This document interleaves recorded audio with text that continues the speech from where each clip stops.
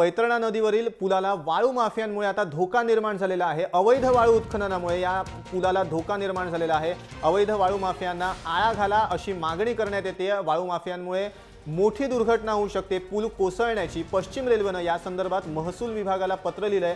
वैतरणा नदीवरील पुलाला आता वाळू माफियांचा धोका निर्माण झालाय। वैतरणा नदीत सुरू असलेल्या अवैध वाळू उत्खननामुळे पूल धोकादायक बनू शकतोय। येणाऱ्या काळात वाळू उत्खनन असंच सुरू राहिलं, अवैध वाळू उत्खनन असंच सुरू राहिलं तर पूल कोसळण्याची भीती आहे। अशा प्रकारचं पत्र पश्चिम रेल्वेनं महसूल विभागाला लिहिलंय। याच वैतरणा नदीवरील पुलावरून सुपरफास्ट राजधानी एक्सप्रेस धावते आणि टाल्गो ट्रेनही याच मार्गावरून येणार आहे। त्यामुळे हा पूल तुटला तर एक मोठी दुर्घटना होऊ शकते आणि दुसरीकडे मुंबईचा उत्तरेकडील राज्यांशी संपर्क तुटेल अशी भीती आता पश्चिम रेल्वेच्या अधिकाऱ्यांनी व्यक्त केलेली आहे। ब्रेकिंग बातमी आहे। अवैध वाळू माफियांमुळे वैतरणा नदीवरच्या पुलाला धोका निर्माण झालाय। आपण थेट जाऊयात आपले प्रतिनिधी राहुल पाटील यांच्याकडे। राहुल, अवैध वाळू माफियांमुळे अवैध वाळू उपशामुळे या पुलाला धोका निर्माण झालाय, मोठी दुर्घटना होऊ शकते।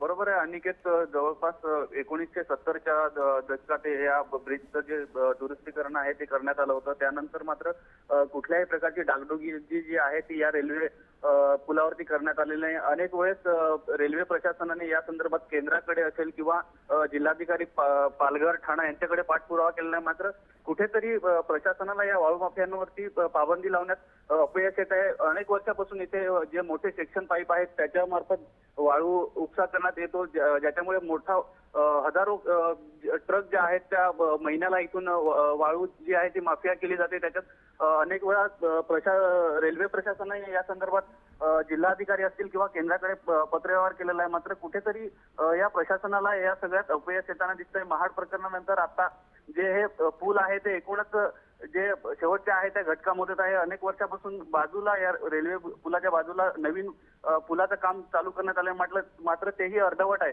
2011 साली जुलैमध्ये या पुलाचा मोठा जो भाग होता तो खचला होता, त्याच्यामुळे मोठ्या प्रमाणावर जी वाहतूक होती पश्चिम रेल्वेची ती ठप्प होती। अनिकेत, नक्की धन्यवाद राहुल तुम्ही दिलेल्या माहितीबद्दल। आपल्यासोबत आहेत मयांक भागवत, जय महाराष्ट्राचे विशेष प्रतिनिधी। मयांक,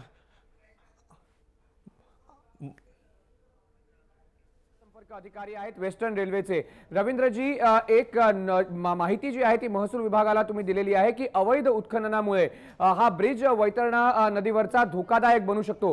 काय नक्की तुम्ही माहिती दिलेली आहे, कारण ह्या ब्रिजवरनं राजधानी एक्सप्रेस, दिल्लीकडे जाणाऱ्या इतर मेल आणि टाल्गो एक्सप्रेस देखील चालणार आहे। देखिए, जो ये वैतरणा और शेफाले के बीच में जो ब्रिज है हमारे 92-93, ये काफ़ी इम्पोर्टेंट ब्रिज है। ये इसके आसपास जो है इलीगल माइनिंग काफ़ी दिनों से चल रही है और हम कई बार स्टेट एडमिनिस्ट्रेशन को इस बारे में लिख चुके हैं। और अभी हमने रिसेंटली ये सेक्शन 20 जो इंडियन रेलवे एक्ट 1989 है उसके तहत अगर जो भी सेफ्टी के डायरेक्शन हम सेंट्रल गवर्नमेंट को देते हैं वो भी दिए हैं कि भाई इस पर आप त्वरित कार्रवाई कराएं और इस तरह की इलीगल माइनिंग रुकवाएं, क्योंकि इससे इस ब्रिज को काफ़ी खतरा है। लेकिन क्या कुछ महाराष्ट्र सरकार से आपको इस बारे में जवाब मिला है कि किस तरह के कार्रवाई महाराष्ट्र सरकार कर रही है, क्योंकि ये ब्रिज दिल्ली को महाराष्ट्र से कनेक्ट करने के लिए एक बहुत महत्वपूर्ण ब्रिज है? नहीं, अभी तक हमारे जो दिया हमने नोटिस के तहत कोई जवाब हमें नहीं मिला है स्टेट गवर्नमेंट की तरफ से।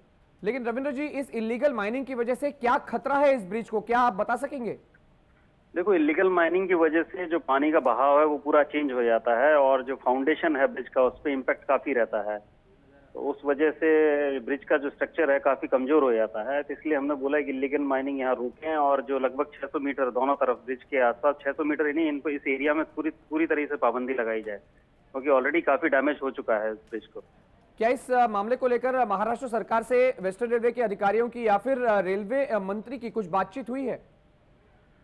नहीं, रेल मंत्री स्तर पे तो मैं नहीं कह सकता हूं, लेकिन पश्चिम रेल प्रशासन ने समय समय पर पिछले 4-5 साल से हमने काफी करस्पॉन्डेंस किया है और अभी रिसेंटली हमने 4 जून को एक जो नोटिस भी सेक्शन 20 के तहत प्रिंसिपल सेक्रेटरी रेवेन्यू महाराष्ट्र को भी दिया है और डिस्ट्रिक्ट कलेक्टर थाने को भी चिट्ठी लिखी है इस बारे में तुरंत कार्रवाई करने के लिए। धन्यवाद रवींद्र भाकर, तुम्ही दिलेल्या माहितीबद्दल। अनिकेत, रवींद्र भाकर मुख्य जनसंपर्क अधिकारी आपल्यासोबत होते।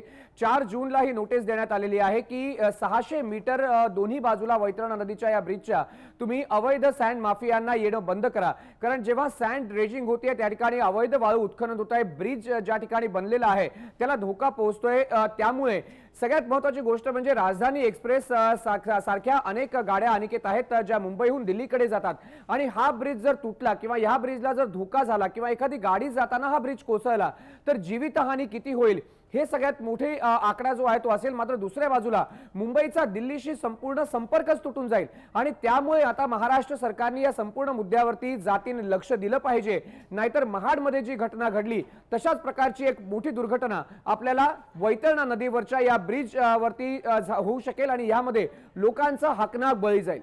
नक्की धन्यवाद मयांक, तुम्ही दिलेल्या संपूर्ण माहितीबद्दल। तर वैतरणा नदीवरील पुलाला आता वाळू माफियांचा धोका निर्माण झालेला आहे। अवैध वाळू उत्खननामुळे हा पूल धोकादायक बनू शकतोय, त्यामुळे आगामी काळात महाडसारखी एखादी दुर्घटना इकडे घडू नये यासाठी पश्चिम रेल्वेनं महसूल विभागाला पत्र लिहिलं आहे। आता महसूल विभाग, राज्य सरकार आणि रेल्वे मंत्रालय या संपूर्ण प्रकरणावर काय भूमिका घेतं हे पाहणं औत्सुक्याचं ठरणार आहे।